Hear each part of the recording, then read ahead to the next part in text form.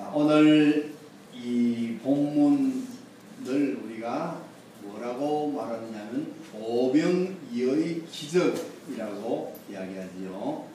저는 오늘 이 본문을 본문 제목을 오병이어의 표적이라고 이렇게 기록했습니다. 기적과 표적은 어떻게 다른가? 기적은 우리가 무엇을 기적이라고 해요? 우리가 도저히 할 수 없는 어떤 초현상적인 일들, 초자연적인 일들, 뭐 이런 것을 기적이라 하죠. 도저히 할 수 없는.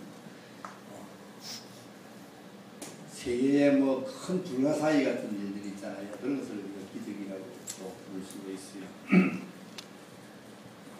우리가 그런 일들을 기적이라고. 예를 들어서 기적인 어떤 것이 기적일까요? 지금 뭐 여기에 바닥에서 뭐 물이 막 솟아났다. 이렇게 있을 수 없는 자. 이 바닥에서 물이 있을 수 없고 솟아날 수가 없어요. 이러다. 죽은 사람이 살아나는 것도 기적이죠. 죽은 사람이 살아나는 것도 기적이죠. 많은 그런 기적들이 여기저기에 일어나고 있습니다. 기적은 있습니다. 있기 때문에 기적이라는 말이 있지. 그런데 이 기적이라는 이 단어는 단순한 어떤 초자연적인 현상이나 우리가 상상지 못하던 일이 일어난 그 사실 자체를 기적이라고 그래요. 기적.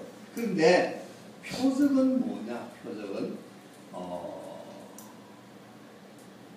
헬라어로는 세메이온이라고 해요. 세메이온. 영어로는 사인이라고 표시되어 있습니다. 사인. 세메이온을 영어로 표시하면 사인이라고 해요. 이 표적이라는 것은 어떤 기적적인 일이 일어났는데 단순한 그 일어난 사건으로서 끝나는 것이 아니라 그 사건이 무엇을 가르쳐 주는 거예요. 우리에게. 가르쳐 주는 거예요. 예수님이 요한복음에서 가나에 가서 혼인잔치에 기적을 일으켰죠. 무슨 기적을 일으켰나요? 뭐? 가나에 혼인잔치 가서 무엇으로 만들었어요?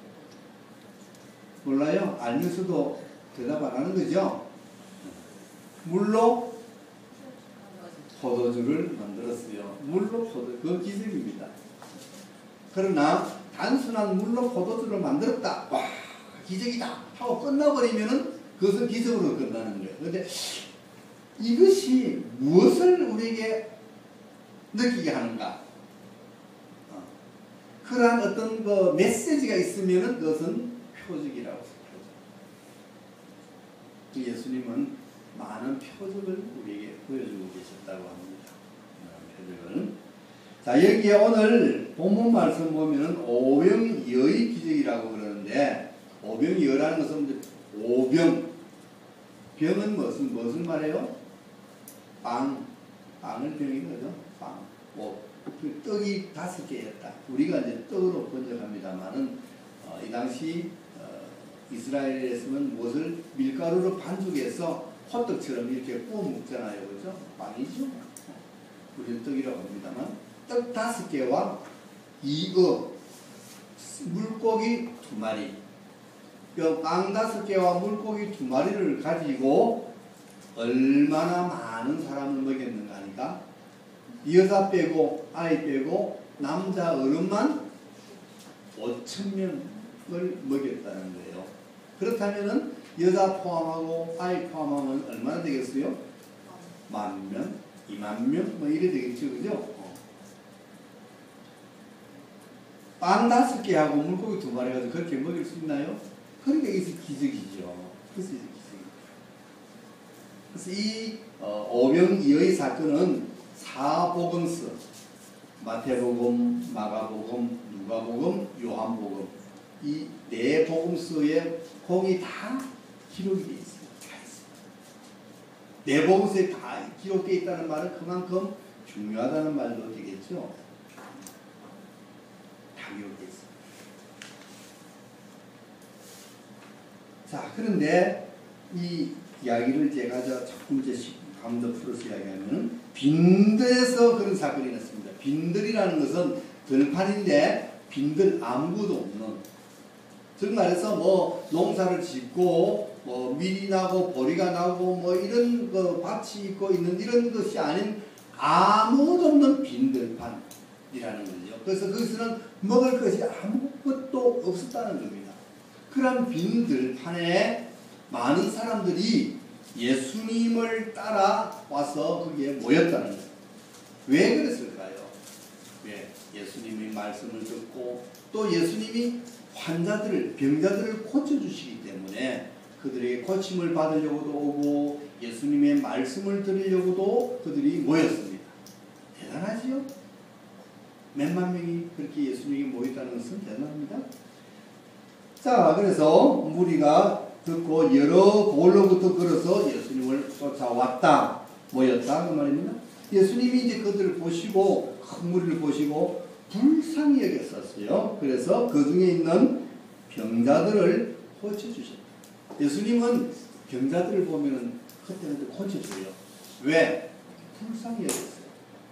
병자들은 참 불쌍하잖아요. 그래서 환자들은 불쌍한 사람들입니다. 아픈 사람은 불쌍한 사람들이에요. 그 사람들을 예수님이 불쌍히 여기시고 그들을 고쳐주십니다. 그래서 예수님 계시는 곳은 환자들이 많이 찾아와요. 그래서 예수님은 그들을 고쳐줍니다. 자, 그래서 병자를 고쳐주시고 또 이제 저녁이 되었는데 아무 먹을 것이 없는데 많은 사람들 모여있단 말이에요. 이걸 어떻게 해야 될까? 먹여야 될 거 아닙니까? 그래서 제자들이 선생님, 이들 저 동네에 가서 뭐 좀 사먹게 하지요. 여기는 아무것도 없습니다. 그랬더니만 예수님이 너희들에게 무엇이 있느냐? 우리에게는 빵 5개 하고 물고기 2마리밖에 없습니다. 그걸 가져오너라. 그래서 예수님이 그 빵 5개와 물고기 2마리 가지고 이제 기도를 합니다. 기도를 하시고는 그 물고기와 빵을 떼어서 이렇게 제자들에게 갈라주는데 떼어도 끊임없이 자꾸 나오는 거예요. 자꾸 나와요. 그래서 그 빵과 고기를, 물고기를 다 갈라줬는데 다 나눠 먹고도 배불리 먹고도 남은 것을 거두니까 얼마나 남았다 그래요? 여러분 성경에는 그런 게 안 적혀 있어요. 내 성경만 있어요. 응? 12강주리에 그죠? 남았다 그랬죠? 다 배불리 20절 다 배불리 먹고 남은 조각을 12바구니에 차게 거둬. 원래는 빵 5개하고 물고기 2마리밖에 없는데 오히려 다 먹고도 12강주리에 차고 바구니 차고 남았다. 그만큼 풍성한 먹거리가 남았다는 거죠. 12바구니라는 것은 12이라는 숫자는 완전한 숫자를 의미합니다. 많이 남았다는 거예요. 많이 남았다. 어떻게 이런 일이 벌어졌을까? 이것이 기적이지요. 그래서 예수님이 그런 이제 기적을 베푸셨습니다. 그런데 예수님은 이 기적이 단순히 그들의 배고픔을 충족해주는 사건이었을까? 단순히 그들을 배만 채워주는 사건이었을까? 그렇다면 이것은 기적으로만 끝납니다. 그러나 예수님은 많은 사람들에게 배불리 먹을 수 있도록 이런 기적을 베푸신 것은 단순한 그들이 육신의 배를 불리는 것으로서 끝내지 않고 그 위에 무언가를 그들이 알리하기 위해서 깨닫게 하기 위한 사인이 있다는 거죠. 그래서 그것을 표적이라고 합니다. 자, 우리가 요한복음으로 한번 돌아가 보겠습니다. 요한복음 6장으로 넘어갑니다.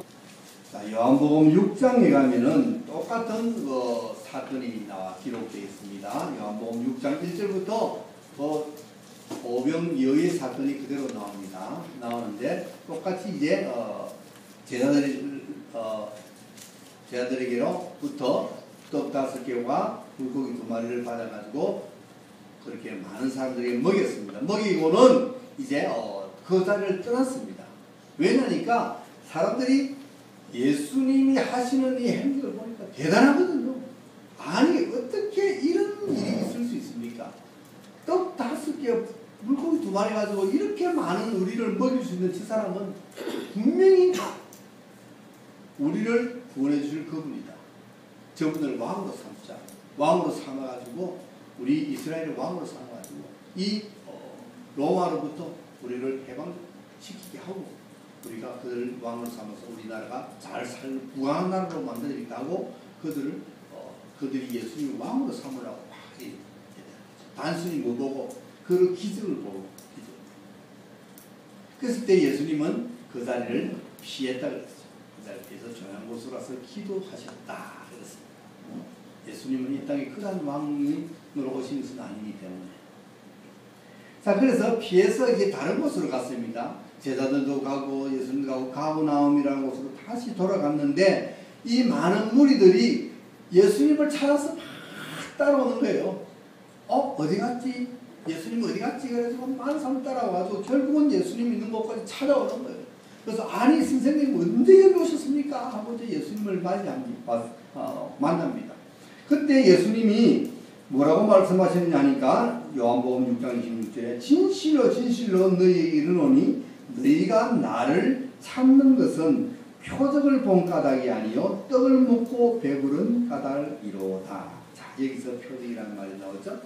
너희가 지금 이렇게 소란스럽게 나를 찾아왔는데 배를 타고 호수를 건너 찾아왔는데 그 찾아온 것은 내가 너희들에게 알게 하려고 보여주는 그 표적, 사인, 그것을 너희들이 깨달아서 그것을 보고 온 것이 아니고 단순히 너희는 뭐 보고 왔다?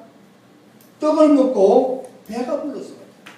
즉 말해서 그 단순한 기적, 그 사실만 보고 너희들이 쫓아오지 않느냐. 떡을 먹고 배불렀다는 것은 단순한 그 사실입니다. 그 기적의 그 사건이에요. 그 사건만 보고 오는 거예요. 그러니까 현상만 보고 쫓아온 것이지 그 내부에 있는 그 현상 이면에 있는 그 사인, 내가 너희들에게 알게 하고자 하는 그 사인은 너희들이 아직 깨닫지를 못했다. 예수님은 뭐 하기를 원합니까? 우리가 이 오병이어의 사건을 일으킨 배후에 그 이면에 있는 예수님의 뜻을 우리가 알기를 원하는 겁니다. 그래서 그 뜻이 무엇인지 우리가 이제 공부해야 될 것입니다. 예수님이 불쌍한 사람들, 아픈 사람, 병자를 고쳐주시고 배고픈 사람에게 이렇게 먹을 것을 주는 것은 무엇을 1차적으로 무엇을 깨닫게 하냐면 예수님이 메시아, 그리고 메시아의 시대, 메시아의 나라가 되면은 이루어지면은 환자, 아픈 사람도 없고 배고픈 사람도 없는 그러한 이상적인 나라, 낙원과 같은 그런 나라가 된다. 그것을 먼저 보여주는 거예요. 그래서 예수님은 가는 곳마다 환자를 고쳤어요. 그 메시아의 나라가 임하면은 아픈 사람도 없어져. 엉들린 사람도 없어져.